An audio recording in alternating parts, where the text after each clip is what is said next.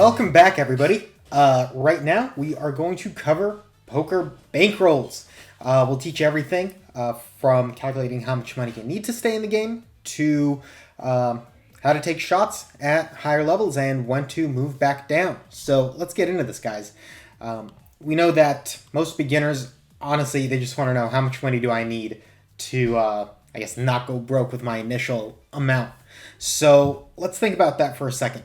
We can give you specific numbers, but you'll get more if you're sort of able to go through the thought process on your own and make your own financial decisions.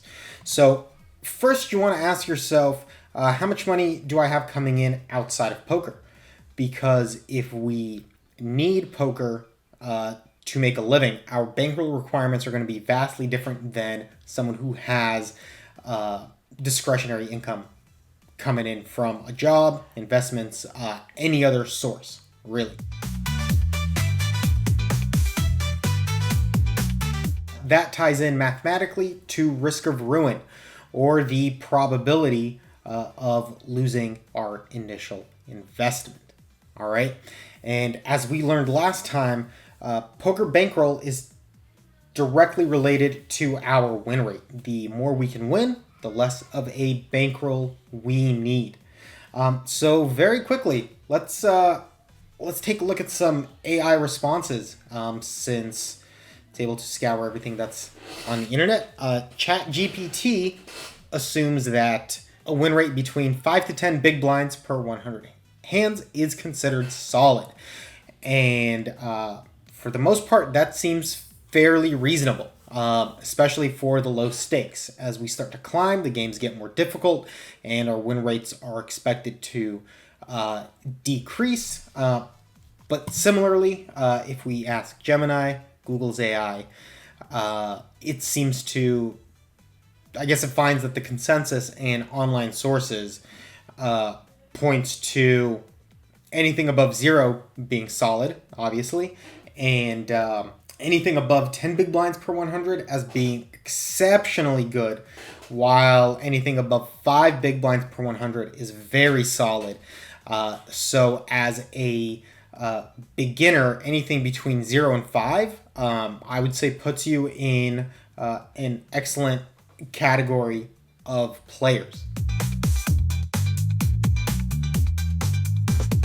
So if we go to a variance calculator, we can get precise numbers, all right? So let's say that we're just starting out. We have a small win rate of about 1 big blind per 100, and we're going to keep our standard deviation at 100 because playing 6 max, that's roughly what you'll see. Might be a bit less, might be a bit more, but it's not a bad number to begin our guesstimates, all right?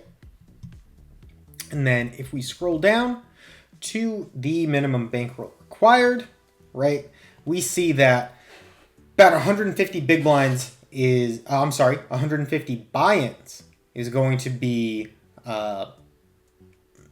what's needed to go bust less than 1 time out of 20, all right? That's why this risk of ruin percentage is quite important. If we are...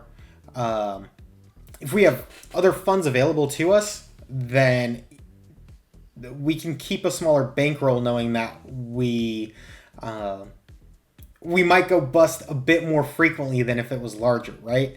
If we're depending on poker to bring in the majority of the money that we live off of, then obviously we want to have more buy-ins. But this is a good sort of ballpark figure. 19 out of 20 times, if you're starting out with 150 buy-ins into 1 big blind per 100 win rate, you will play long enough to reach a long run where you realize your winnings without going bust, all right? It's very important that we look at our downswing extents to see how often we're expected to lose these amounts. So there's almost a 90% chance that at some point you're going to lose more than 10 buy-ins, right? There's an 82% chance that at some point you'll lose over 20 buy-ins, given our initial win rate. right? And we're going to have break-even stretches that can definitely last millions of hands, all right? So just something to know before you get into the game. Now, of course, if we're able to win more, the more we study, the more we execute the new strategies that we build to win more, the less money we're going to need. All right. So 5 big blinds per 100. If we are doing that, 30 buy-ins seems to be a sweet spot for a 5% risk of ruin. We can see that our downswing extents decrease, and the number of hands that we're playing break-even poker for also goes down tremendously. So your bankroll requirements are very sensitive to your average win rate. That is the main takeaway that you should get from this variance calculator. Let's talk about changing stakes. Say that we set a number aside, like say we put $200 in to play the lowest stakes we can, which typically tend to be 5-cent big blind games, and say that we're doing well. How do we know when we're going to move up? One strategy you can adopt is to sort of get shot take reserves, right? So how does that work? Well, say you won 10 buy-ins, right? That means you have 5 buy-ins for the next level up, right? If you want to shot take right then and there, go ahead, move up to the higher level, and should you lose those 5 buy-ins, you can safely move back down because you are exactly where you started.